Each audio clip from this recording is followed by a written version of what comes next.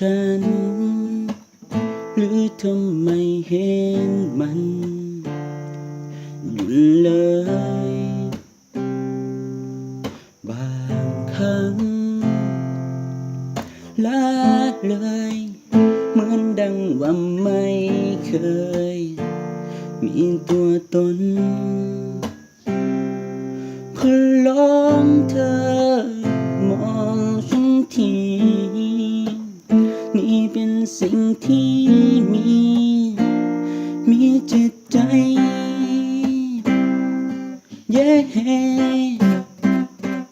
อย่าทำแบบนี้เลยแบบนี้เลยเหมือนฉันไม่เคยมีความหมายเธอไม่เคยสนใจไม่เคยเห็นก็เป็นแค่เพียงอากาศแค่ลมที่พัดไม่มีตัวตน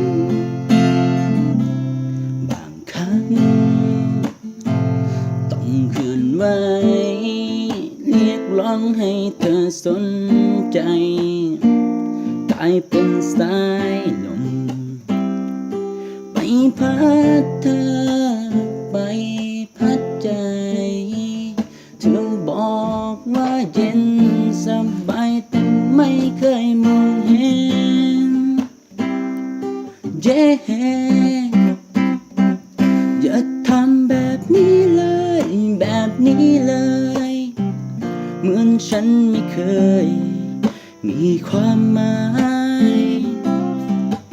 เธอไม่เคยสนใจไม่เคยเห็นก็เป็นแค่